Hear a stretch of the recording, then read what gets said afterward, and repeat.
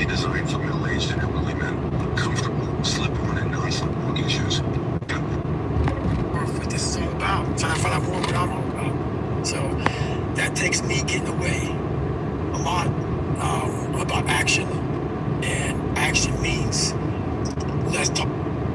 I'm trying to build people up. I'm trying to armor their mind. I'm trying to get them to believe, because this world we live in is tough. It will beat you down. The world and the life that we live in is the ultimate competitor. It will try to take you out. It will find your weakness, and it will just hammer you. If I can help you build belief, build confidence to the point where nothing can hurt you because you know exactly who you are.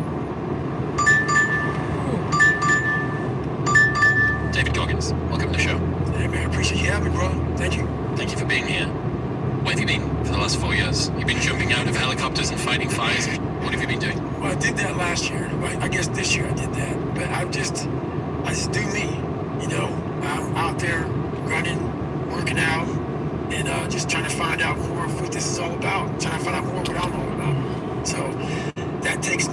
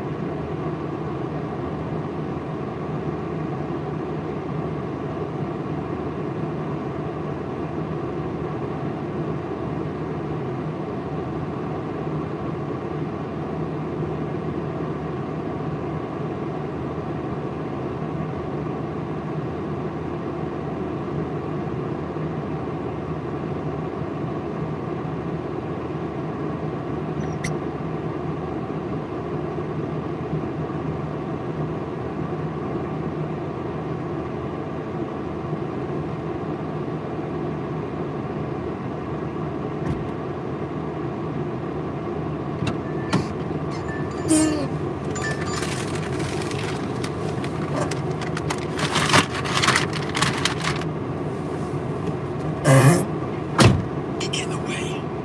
You know, I'm not about even doing these podcasts,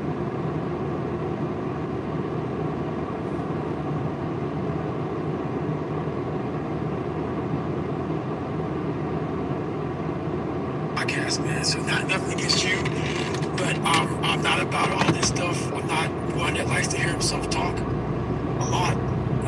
About action, and action means less talking and more doing. So that's where I've been a lot. You know, I'm not about even doing these podcasts, man. So nothing against you, but I'm not about all this stuff. I'm not one that likes to hear himself talk a lot. About action, and action means less talking and more doing. So that's where I've been. What is that smoke jumping stuff? So basically, it's you know about wildland firefighting, about when the forest has fires. There's a lot of times there's roads and there's access to get there. So these, you know, whether it be a hotshot crew or whatever, these different crews who come in by vehicle, they can get into the fire that way. What a smoke jumper is you can't get a vehicle into that place. It is a spot where it's tight. There's no vehicles, there's no access. So they'll send us in there, smoke jumpers, jump on the airplanes, and we'll land in these really tight, small drop zones with all of our gear, and we'll put the fire out. How do you take water in? We jump out. So everything is... You're jumping up.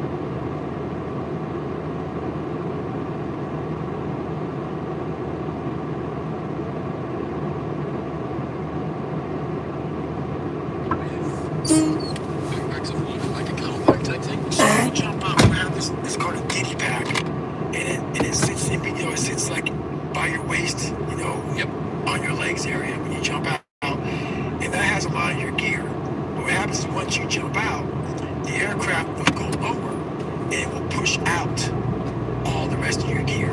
Your water pumps. Oh, and that'll get airdropped in Yeah. with its own little parachutes. Right. Right, got you. So a lot of our main gear gets dropped into us. And then we're out there for several days until the fire is put out by us and only us. That's insane. It's insane, yeah. Why do you do that? Well, when I left the military, I'm always looking for more. I'm always looking for what's the next thing for myself. How can I grow? And that right there was the next thing for me. You know, I didn't want to sit back and, you know, just enjoy my retirement from the military. There's no growth in that, so I decided to go out and do this. So You jump out of an aeroplane with a team. You get your kit also parachuted out of the back. You're now in the middle of an area where there's no evac, there's no vehicles that can come and get you. There's a fire. You need to put the fire out, and you don't stop until you're done. that's it. Sometimes there is a way to get out, but a lot of times it's just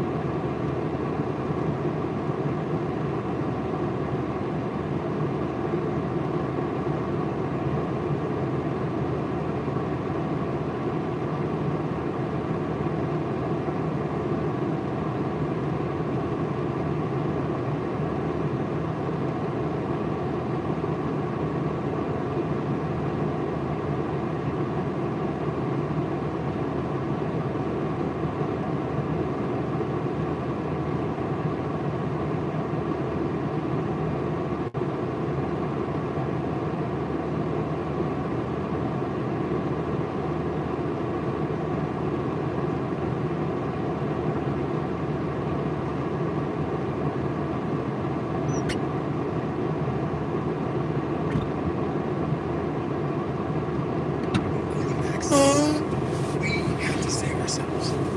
So a lot of times we are the team to get us in and to get us out. What was the longest mission exercise that you I did? think the longest one I did was 7 days.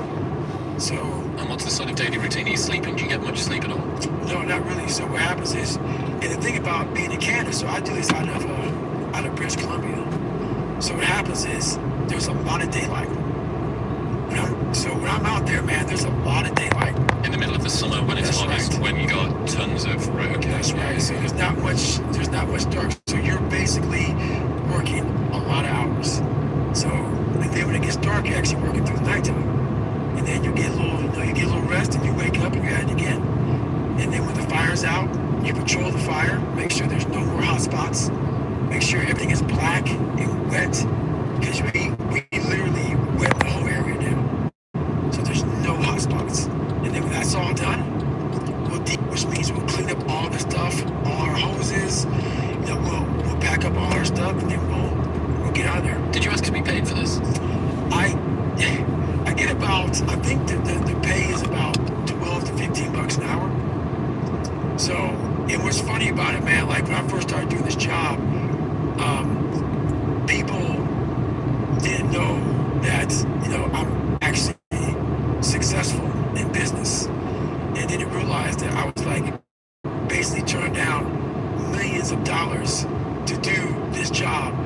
And they can continue thinking it To make 15 bucks an to hour? make 15 bucks an hour. So yeah, but you know, like I said, for me, the whole money part of it is not what it's about. I'm all about that growth, and that growth isn't in these massive paychecks for speaking to corporations, stuff like that. The growth for me is in that $12 to $15 an hour when you're out there and it's like 20 degrees and you're freezing your ass off and you're thinking, you know what? I don't need to do more. And you start questioning yourself why you're here. And there's a lot of growth in that. Why did you decide to release another book? What was undone with the first one? Well, the first one was basically a bachelor's degree with the mind, is how I look at it. And no one knew who I was. So this is the book, Infinite is the book that I wanted to come out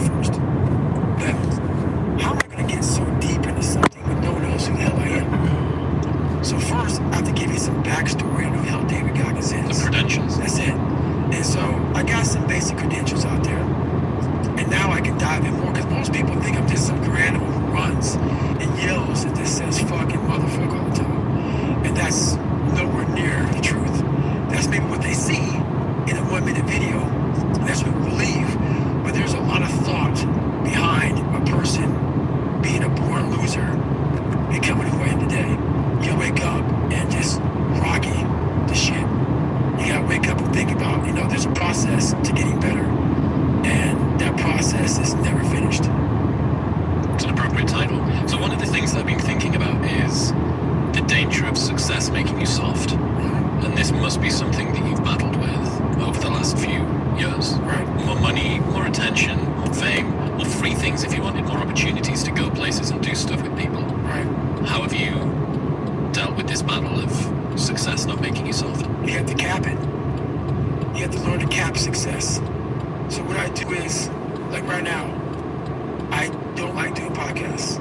There's a lot of things I don't do that I have to do now to get the message out there to help people out. And what I mean by capping success, I believe everybody should live their life. So everything that someone says in life, take it with a grain of salt.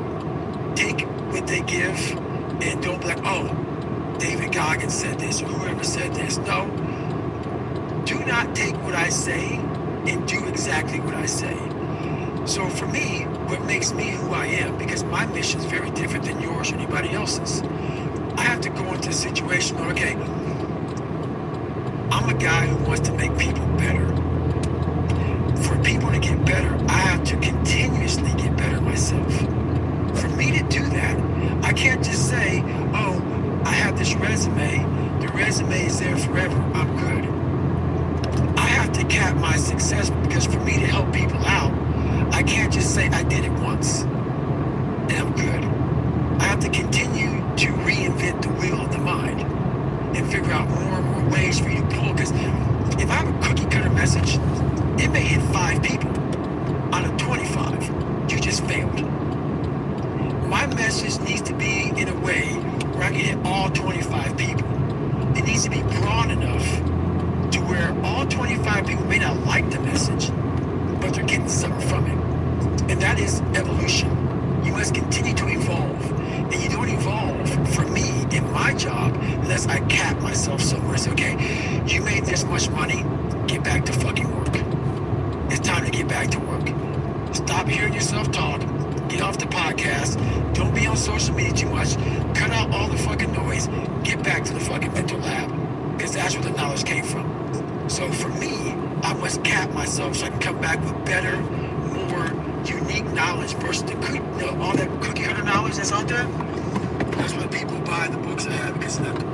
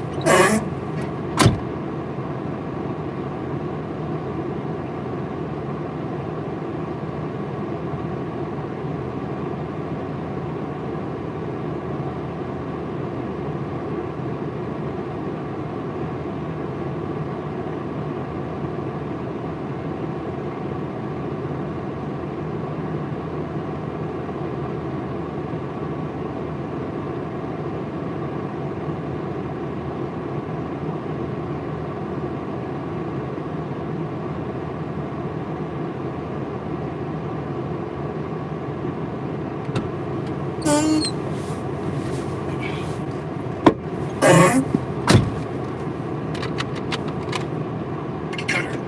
That's real knowledge. The other thing now is, when you first started, you were a Lone Ranger. Right. Nobody really knew who you were outside of some obscure endurance places and half-heard truths of these weird myths. Right. But now you've got people's expectations layered on top as well. So not only have you got to deal with success potentially making you soft, so you've got to cap that, you've got to say no to more money and opportunities and cool people. Right. You've also got this extra layer of expectation that's coming through from other people too. And I think that you talk about trained humility Right. in the new book too. I've got to presume that that fits into this equation. Right. It fits in big time. And that's one big reason why I do fight fire. Because all the knowledge for myself comes from that place. It doesn't come from the place of success. My knowledge does not come from the place of success. Because for me, like, I built Goggins from the ground up. I was born David Goggins. David Goggins wasn't good enough. He was a scared, bullied, abused kid who struggled in life. And that kid, whenever something got tough, no matter how hard I trained, no matter how ready I was, whenever something got tough for me, David Goggins, the real David Goggins, would come out and he would quit. So I realized this over a period of time. So I had to build Goggins. And in that process, I had to go back to that mental lab. And that mental lab is at scratch. That mental lab is that trained humility. And so that's where I get better. I get better when I'm digging holes in the ground, when I'm waking up early knowing I don't have to do these things. That's where I get better. So it's important to stay hungry. It's important to stay hungry, but it's important more to stay humble within that hunger. So while you're hungry, a lot of people are hungry, but humility is everything. At Granger, we're for the ones who pay attention to every little detail. The ones who fuss, tinker, and sweat the small stuff. Because you know the tiniest thing can make the biggest difference when it comes to keeping business moving. We get it. We're the same way. What was that story about William Crawford, the janitor? Yeah. So this guy won the Medal of Honor. So he won the Medal of Honor, which is the highest award in the military. And this guy went to the Air Force Academy, and he was a janitor. And no one knew who the fuck this man was. He had the highest award in all the military for heroics. For heroics, saving lives, putting his life on the line. Could have been killed. And he is now basically, cleaning shitters for young kids. And we can all imagine how that probably went. There's probably some, little bit of taunting here and there. He just sat there and cleaned the shitter. So that's why he's in my trained humility part. Because for this man to be at the level he was and have that kind of humility to go, oh no, I'm Honor winner, but I'm gonna put that in my closet. And I'm gonna pick up my broom and dustpan. And I'm gonna pick up, this rag and clean this shit for these young men. That right there is amazing for me, man. That's where you grow. That's growth. Huge growth. And also it shows that he was doing his job. He was a servant. He didn't look at himself any better than anybody else. The second you do that, you're totally lost. You cannot look at yourself like people, with me even. I always look at people. I know where you are. I know where, because I've been there. That's why I help so many people out. I've never been above you. I've always pretty much been beneath you, and that's where my knowledge came from. So I know how to reach those people who are in the dungeon, because I've been there so many times. Speaking of getting too soft, did you see that there was a news story that came out recently about the treatment of SEALs during the selection process? Do you see this? Yeah, I saw it. Yeah, they were getting sprayed with tear gas whilst they were on the ground, and they were made to sing happy birthday so that they couldn't hold their breath while it was happening. And there was a quote from this guy, I think this type of training is really senseless, said Sven Hjort, a Duke University associate professor who studies tear gas and its effects. It looks more like a form of hazing. Right. I see all that. Trust me. Like I said, I'm not gonna sugarcoat anything. I understand that guy. I understand.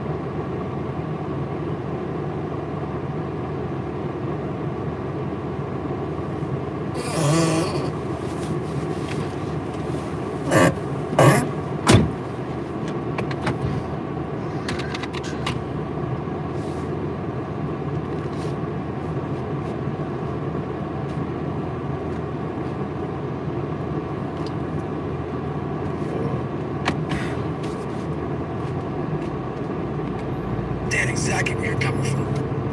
That is your personal opinion, and I totally get that. But there's very few people in this world who want to do a job like that. And it takes a different kind of mindset. Is it tear gas appropriate? I don't know.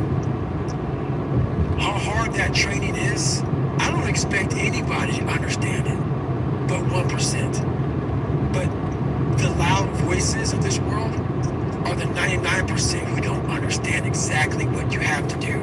That's why when I speak and you don't understand me, it's probably a good thing. Because that probably means I'm in an area of life that you're not in, which is fine.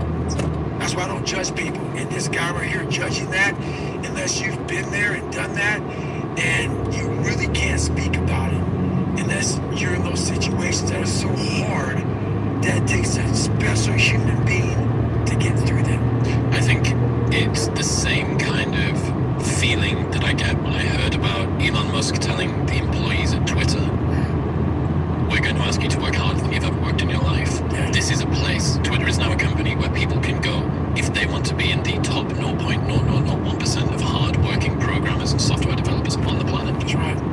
And everybody was up in arms. This is unbelievable. We're going back to this old version of capitalism where the worker is being abused and used and thrown away. What they didn't account for is that there is a non-insignificant cohort of people for whom that's their dream. That's right. People who want to be able to get up on a morning, having gone to bed 4 hours before, and can contribute to some sort of progress that they think, this is what I'm here for. Yep. And it's the same with the SEALs. If you're not the sort of person that is built to go through selection, it's like speaking a different language. That's it. And that's why I don't try to convince people otherwise. I understand that why you're confused. I understand why you say things like that. I'm not saying anything bad about that. I understand it.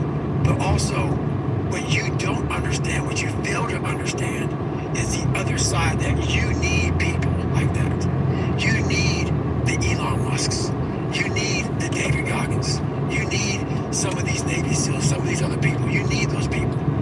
And they forget that. And it takes a very, very unique person and unique mind to do some of these jobs that are necessary in this world. Well, especially when we're thinking about someone going to war. Right. Do you want your armed forces to be underprepared for the battlefield because you didn't want to be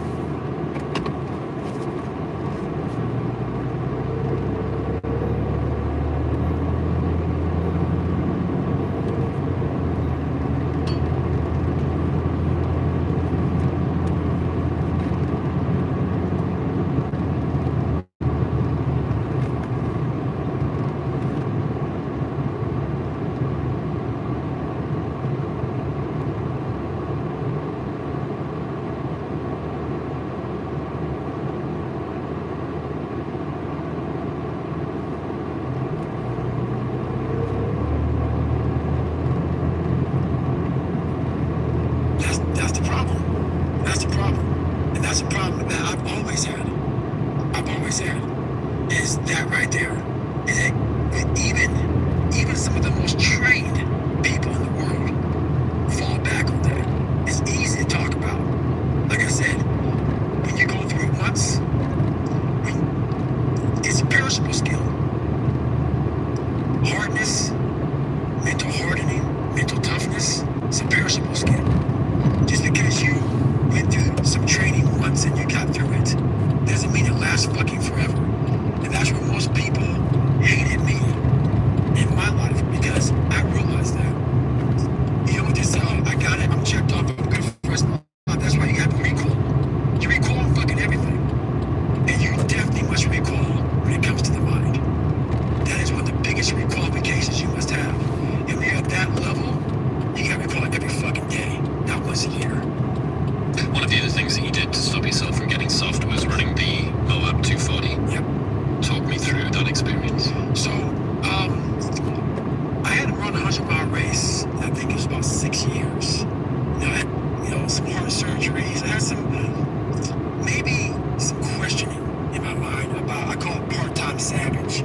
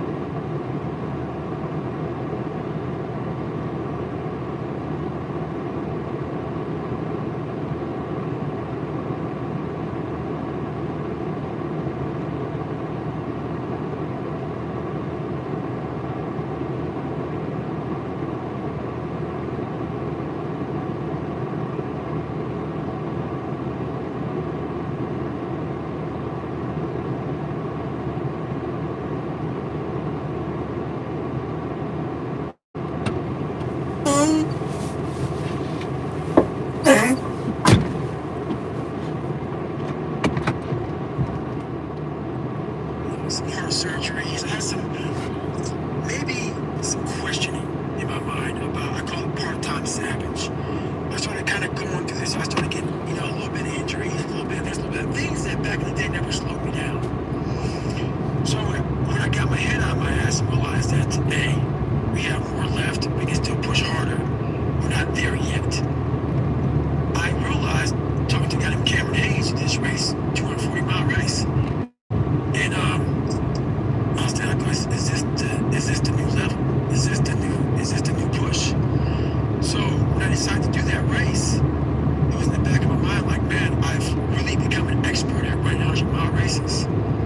So for me, this was the new level, to 200+ mile race. And what was so amazing about that is, you probably read the book, I had a hard time the first time doing it. I came back and did better, but what's amazing about the human mind is that it becomes your new normal. Like, to think that I can run 200 miles, 240 miles, and that becomes like running 50. I never thought that was possible. This is why I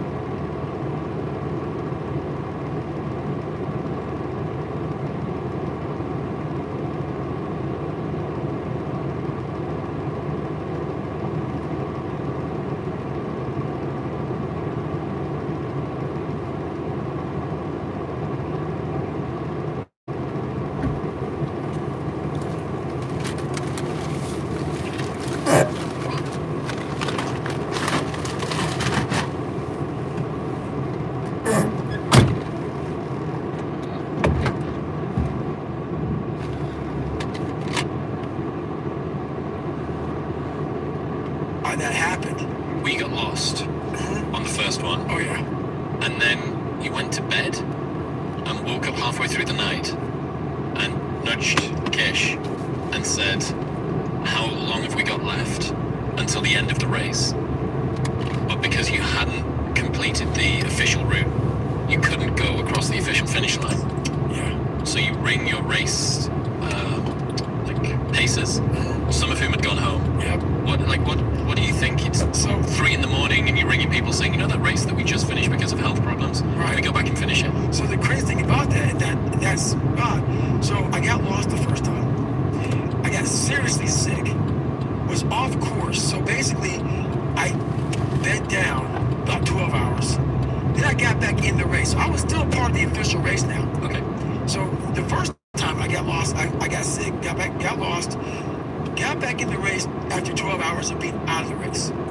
So now I get to about 200 and some odd miles, and I'm sick as hell. Can't breathe, high altitude pulmonary edema, totally jacked up. And now the doctor tells me if you get off course now and you go to the doctor, you won't be able to come back and finish the race. So I had to make a call. Like, you know what, I'm pretty messed up, got off. So this is where you're talking about. I'm literally laying in bed and I'm feeling better. And I thought, honestly, I swear to God, I thought that someone was speaking to me. I thought it was Jennifer. It was like, you're not done yet, motherfucker. And I'm like, what the fuck is this? It was actually probably my subconscious saying, get your ass back out there. So I wake Jennifer up. I'm like, hey, how much time do we have until the cutoff? I know that I'm already, DNF'd. So man, what happens here? I'm not going to be an official finisher of this race. This isn't for glory. No. This is now for the fact that you can. So either you can sit here and not and think about that for a whole year until you come back here and do this, or you can go out there for yourself and take some kind of pride in knowing that you could and you did.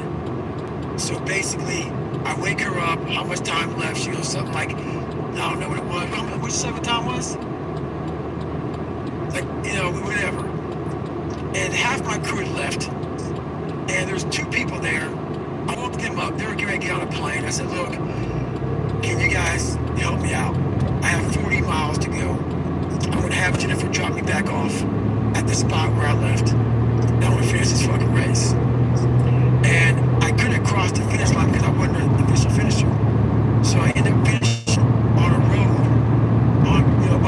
by a telephone pole, and that was my official finish. It ended up being like 255 miles. But it's one of the best races on a road. I want to finish this fucking race. And I couldn't cross the finish line because I wasn't an official finisher. So I ended up finishing on a road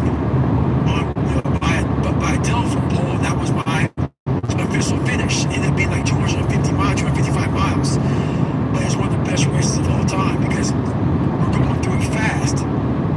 But all the fucking times that I was like, I'm not going back. And I went back, I'm not going back, and I went back, I'm not going back, and I went back.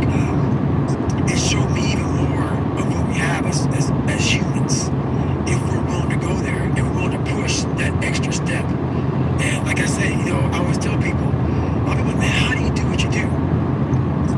At the end of the day, I ask myself one question: can I take one more step? And usually the answer is yes. So if you can answer that question and not take another step, that is real failure. That is real quitting. So a lot of people can take one more step and they choose not to. I don't know if you can take 2 steps. You gotta answer that question after you take the first step. But I can always take one more step, so if I choose not to, that's on me. I gotta live with that. Does that link in with the 1 second decision? Yes. So the 1 second decision is I had to live through that 1 second decision several times during this race. So this race took me 100 and some hours. Okay? And this is what people don't get. For you to finish that race, even though I DNF'd, I still finished in the time. So there's a lot of pride in that. If you're 100 and some hours, let me use Hell Week. This is a perfect example. Hell Week's 130 hours. And 130 hours is a lot of seconds. A lot of fucking seconds.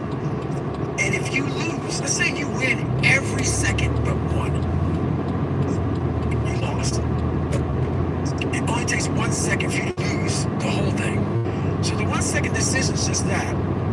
You're in a situation where life is sucking. Let's say you're in extreme cold water and your life is flashing before your eyes.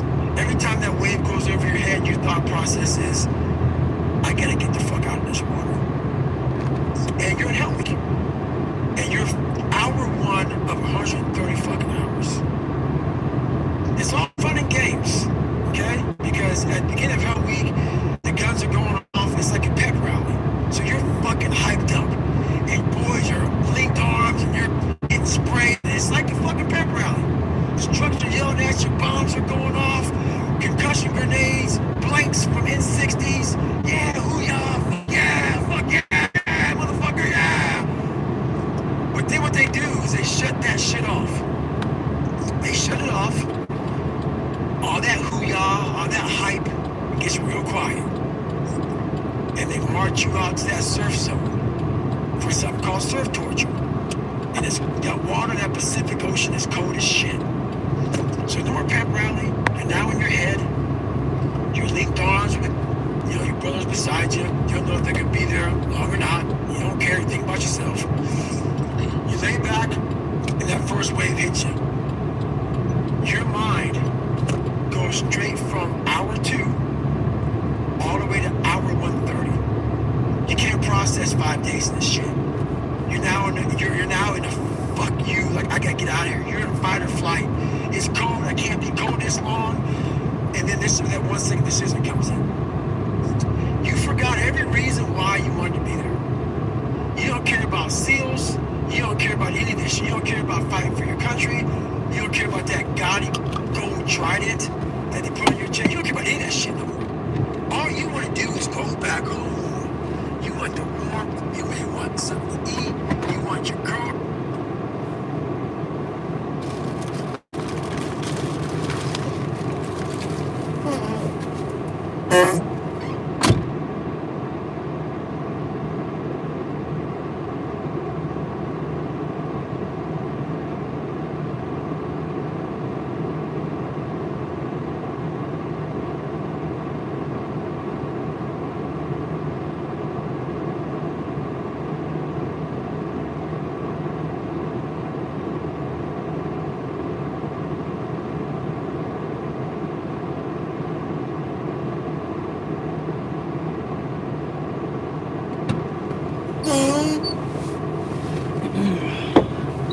Hold you, all those things of comfort are there in that 1 second.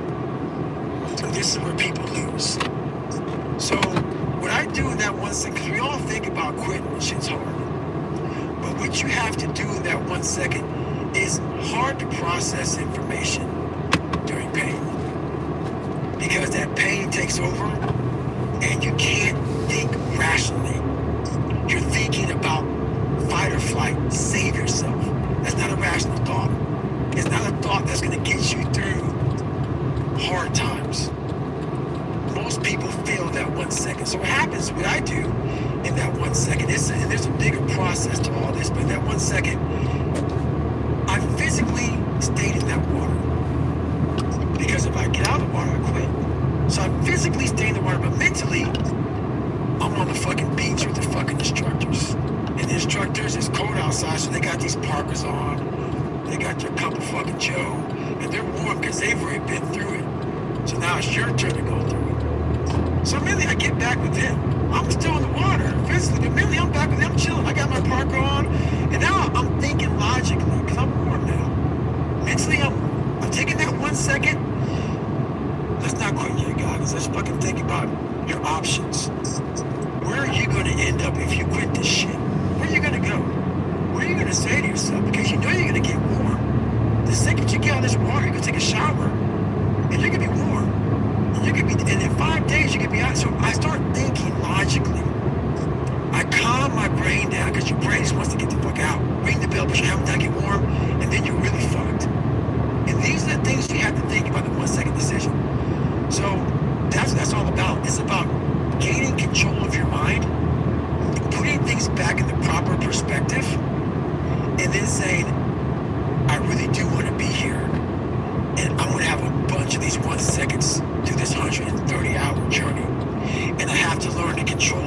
Because if I failed one of these 1 seconds, I would not be a SEAL. I would not be a doctor. I would not be a lawyer. I would not be whatever the fuck it is. So that's how important that 1 second decision is. It's all about your mind takes control of you.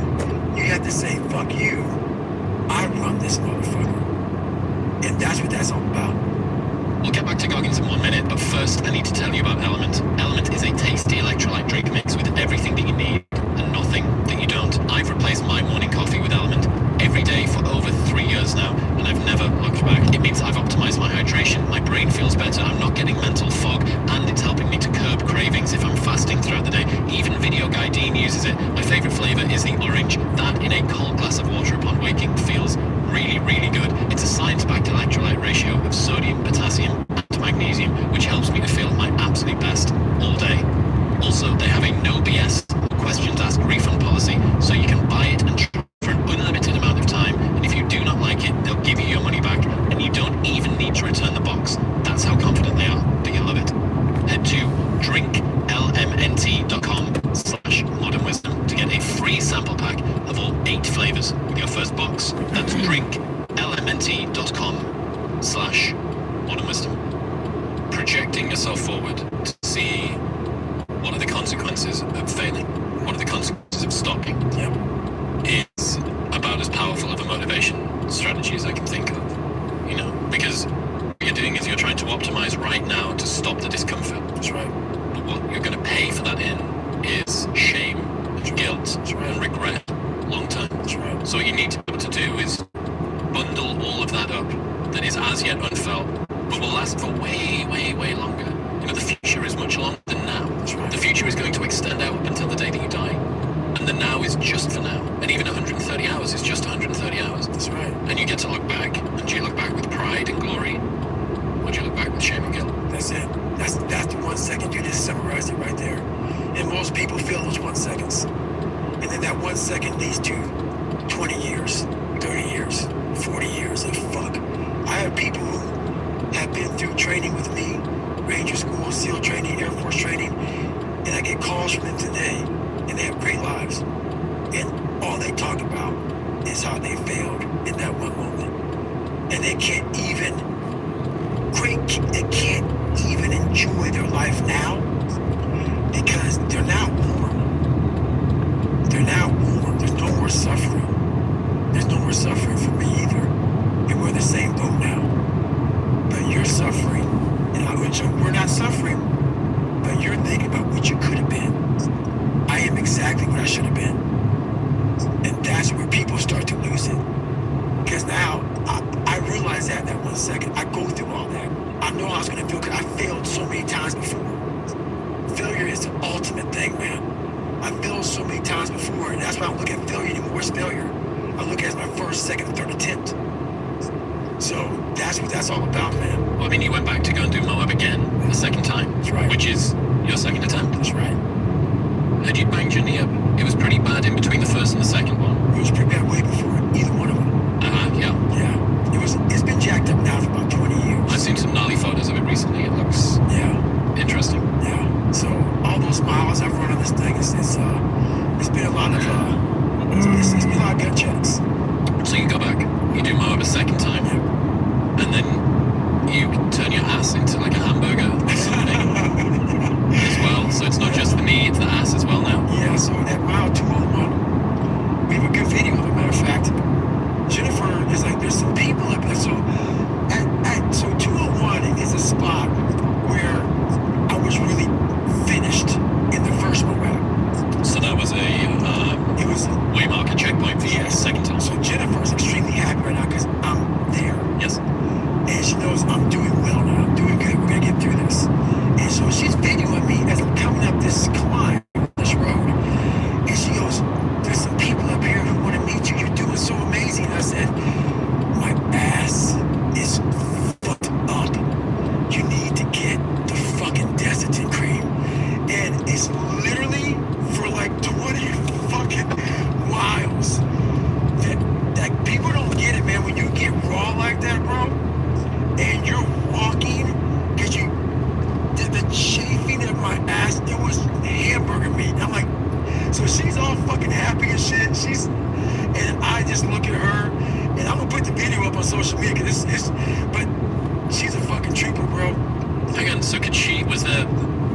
leakage Oh yeah.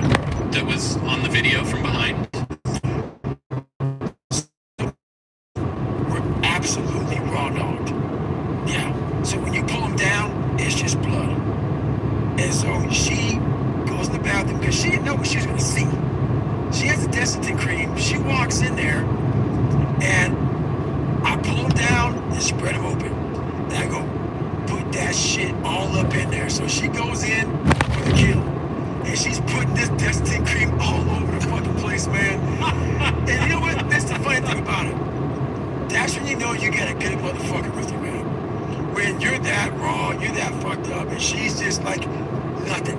It was like saying, hey, can you like put some lotion on my back before I go lay out?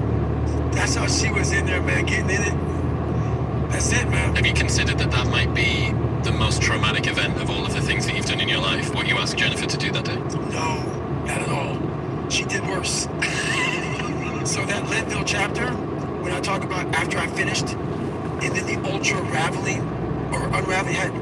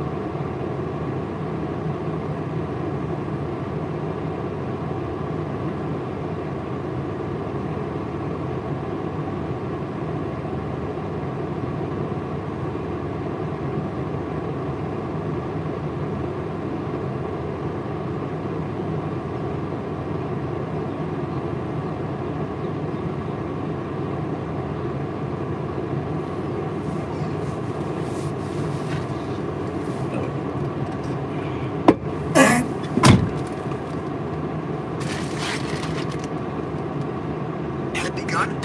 When I lay down, so Oh, that was on the duvet. You didn't know the word duvet. yeah, I know what the fuck What the duvet fuck do was. you know the word duvet? Blanket, man. Okay, Yeah. fair enough. Out from the streets, we call them blankets. Anything that you wrap up is a fucking blanket. Cool. So I'm laying on the duvet, and she's all begun. When I lay down, so Oh, that was on the duvet. You didn't know the word duvet. yeah, I know what the fuck What the duvet fuck do was. you know the word duvet? Blanket, man. Okay, Yeah. fair enough. Out from the streets, we call them blankets. Anything that you wrap up is a fucking blanket. Cool. So I'm laying on the duvet, and she's all fucking like about her damn ratings and fucking the Airbnb shit. And I'm really like, hey, I'm about to shit Fuck, right is it not your place? No. Okay. No. Right. Yes. I can see why you So would be concerned. that scene was bad. But once again, she Like a soldiered crime, up. like a crime scene. Yes, it was a crime scene. So, you've done all of this stuff, right? You've done the SEAL Selection Week 3 times, strapping the legs up so that you can run a Badwater ultra race, the Asperger's, everything. Yes. Of all of the physical pursuits that you've endured, which has been the most painful? By far, my first 100-mile race.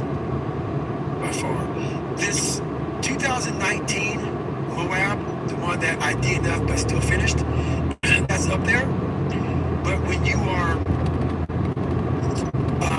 so, I guess, you're not prepared to run 100 miles, and you take it for granted, and you didn't do any training at all, and you had the right nutrition, and off a whim, like literally, like, you know what, I want to raise money for a foundation.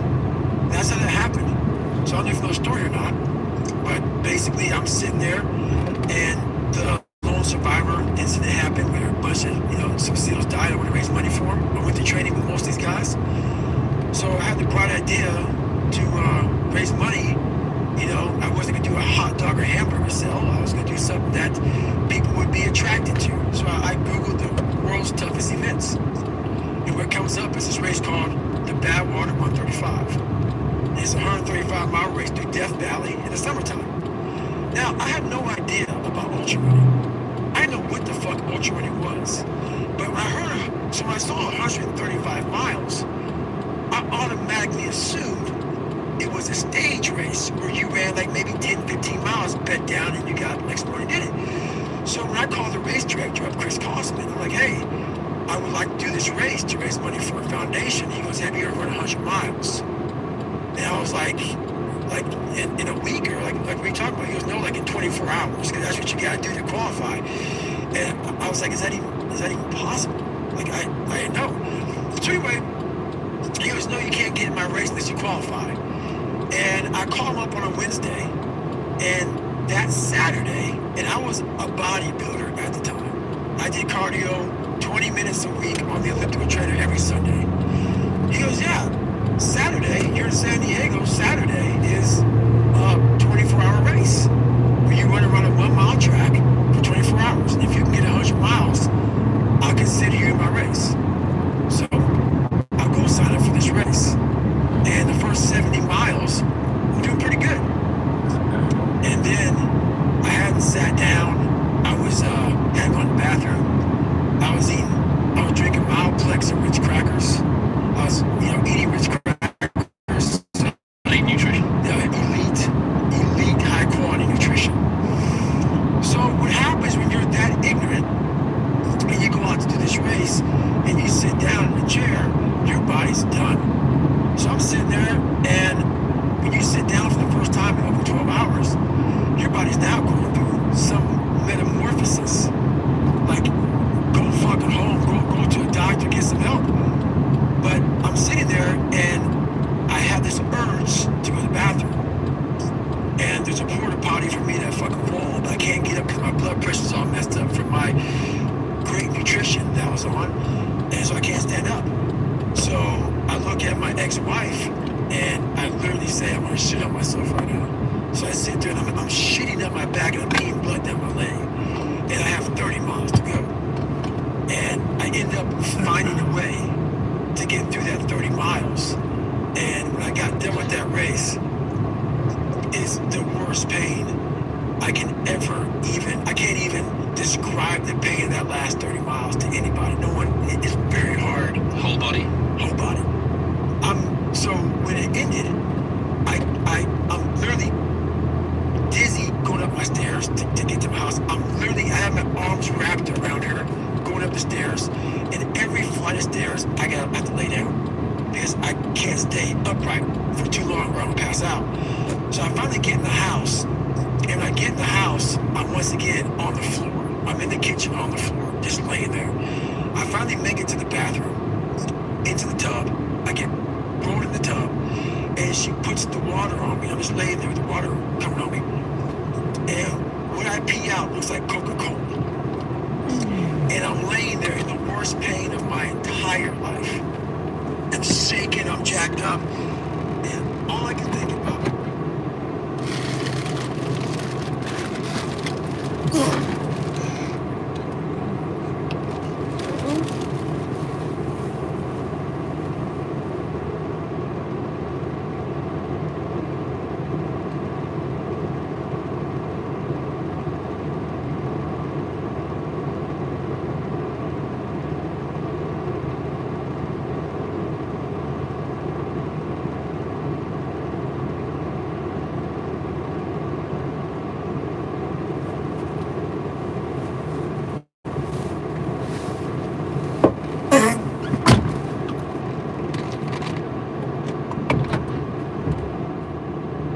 this.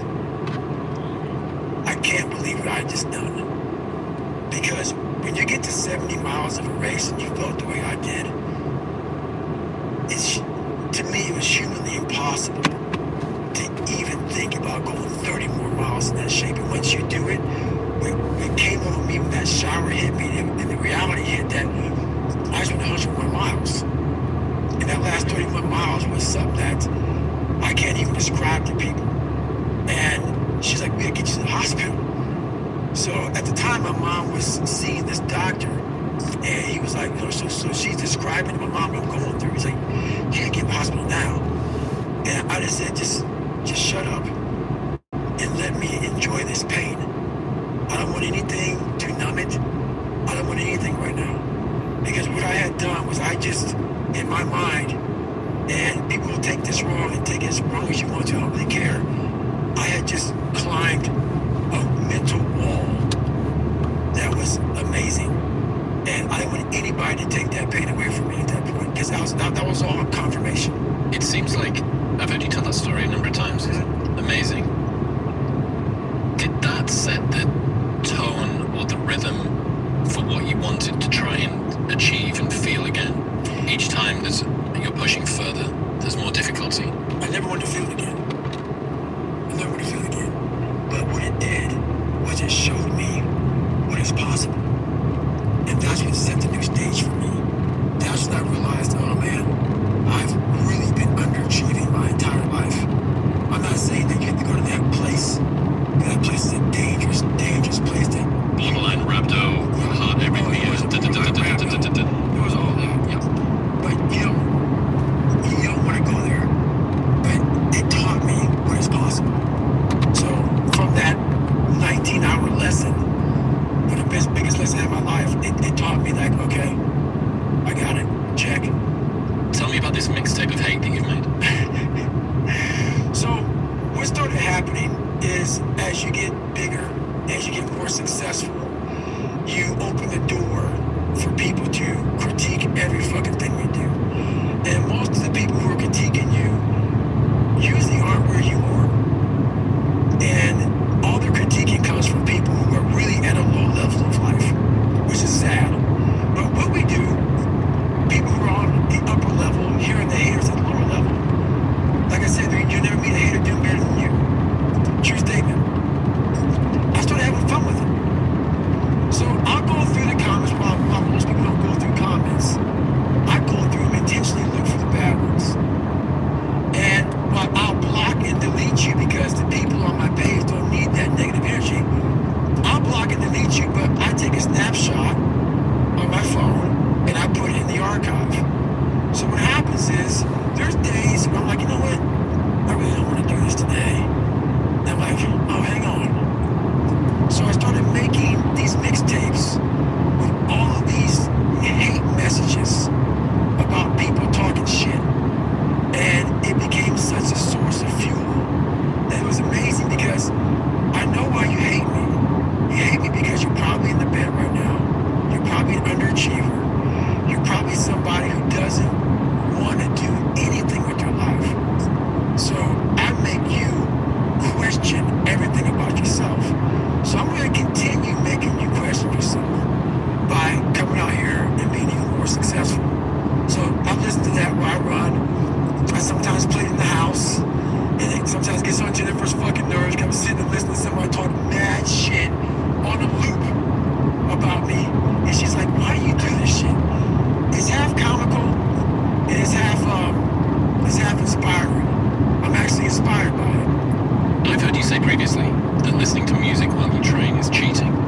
So what you're telling me is that the silence of your own dark thoughts isn't enough of a soundtrack, and you've had to crowdsource insults from the internet, self-narrate it, and then play it to yourself while you train. That's it. I do that sometimes, yes. Yes.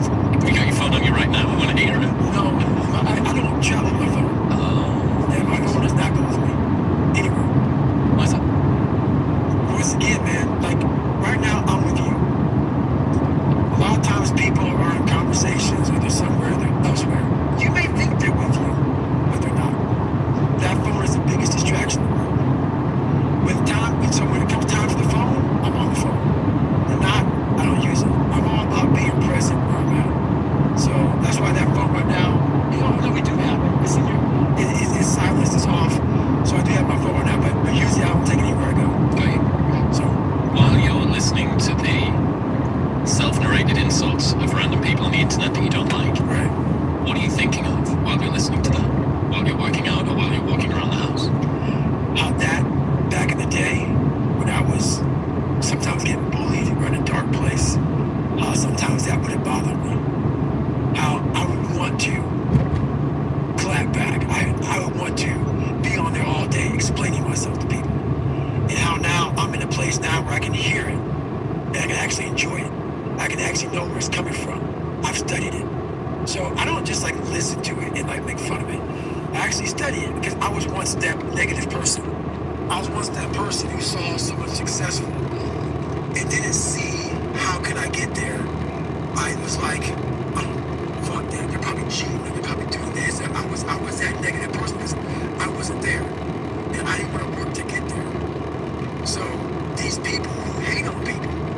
I've studied them. And I gained a lot of knowledge from them, because I gained a lot of knowledge for myself when I was in that dark place. So, It's almost like reflecting an older version of you back to yourself. 100%. I had this idea called the reverse role model. So in a lot of places, people might grow up and not have good role models around them. You know, like it would be great if I had someone that was my hero that could tell me how to be X, good in school, well with work, fantastic in relationships, whatever it might be. And a lot of people don't grow up with that. Right. And what I realized was, because that was me in part from where I was from, I realized there was a lot of people that I got to see that were like the sort of person I didn't want to be like. Right. And that was the reverse role model. So I could look around and I could say, well, I really don't want his relationship with his wife. And I hate the way that he is using alcohol to get over the problems in his life. He doesn't have any integrity or tell the truth. She is a liar and a backstabber and a gossip. And the thing is that you can actually achieve a lot of success in life by avoiding failure. Like most success in life actually is avoiding failure. Yes, you need to be able to be competent, but first you need to not get out of the race. That's the 1 second decision, right? You need to not lose before you can win. Right. And the reverse role model is you weaving your way through a selection of people that you don't want to be like. And I think that you can get an awfully long way just by doing that. I did that my entire life. I had the ultimate blueprint by watching my family. I was the youngest kid. So the youngest kid has the total advantage. You know, you may get picked on, you may get bullied with everybody, but you sit back, and exactly what you said. I sat back and watched my dad. Definitely don't want to do that. My mom, my brother, whoever it may be. I sat back and I paid attention to everything around me. And it was the ultimate blueprint to how to live life. How not to live life. How not to live life. As I watched people do shit, I said, I don't want to be like that. I like what you said about how the criticism that you see from people is coming from a very unique place. I think if you got to see the inner texture of the people who don't like you's existence, you'd feel more pity than anger, for the most part. I think you'd pity them. Yes. And that's a realization that's taken a long time for me to come up with, because everybody else feels, or to me it always seems like everyone else has got it together. Because I get to see only what you choose to say, only what I'm around you doing that I get to see, whereas I get to observe my own 1,000 times a second, right? I get to watch the texture of my own mind be completely unresponsive and useless. I see every single prideful decision, every single lie that I tell myself, every single time I make a promise and don't keep it. But I don't get to see that from everyone. So I'd always presume, because of this asymmetry, that everybody else had it sorted and I didn't. And it always made me think that everybody else's opinion was this perfectly balanced, well-researched, beautifully. They had me nailed down to a T. What they were telling me was the truth. They could see something in me that I couldn't. Right. And after a little bit of time and a good bit of building up of self-confidence, I realized that that's not the case. You know, I have pity on a lot of people. I do. I used to get angry about it. Like, there was this guy, I talked about it on Rogan, this guy from 13-6, who went out there, and started becoming more famous. He went out there and just tried to destroy me. Tried to literally destroy me. Talked about how, you know, he's totally lied. Totally lied. Had to get a lawyer against him, all kind of shit. And I was getting ready to sue this guy. I was going to sue him because he literally tried to destroy my character, my reputation. Went out there and just lied his ass off. And I thought to myself, it was about 2 months into it, I sat back and I started feeling sorry for this guy. Like, really sorry for him. I was going to pull a trigger, sue him, and I said, I'm not going to sue this guy. I said, for you to be this person who comes on and lies and tries to literally tear down everything I've worked for, you are in a very, very bad place. Come to find out, he was in a very bad mental place. So I get what you're saying. I've learned to study people before I react. Because there's no successful person in the world who's in a good headspace that's going to ever attack anyone in that kind of manner. There's always going to be something wrong with them. So you got to always dive a little deeper before you get your feelings hurt. Before you get your feelings hurt by that bully at school or boss at work, take time. Take that 1 second to pull back and study them. Because most people who are in good places, they don't care about what you're doing. They don't care about what you're doing. They don't try to destroy you. They actually will try to build you up versus destroy who you are as a person. So that's where I'm at now in life, is most people who do that, they're in a very dark place. I've got a ton more to talk to Goggins about, but first I need to tell you about AG1. You are not eating enough fruit and vegetables in your diet, and you know it. This is going to help.